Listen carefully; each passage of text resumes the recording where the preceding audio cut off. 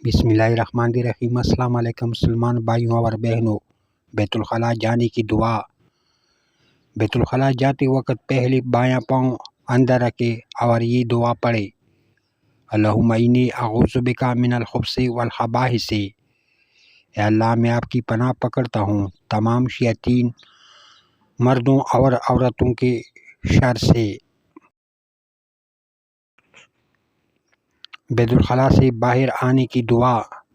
بیت الخلاء سے نکل کر یہ دعا پڑھے: الحمدللہ الذی اذھب عنی الاذی وعافانی۔ شکر ہے اس اللہ کا جس نے مجھ سے گندگی دور کر دی اور مجھ کو عافیت دی۔ سونے کی دعا۔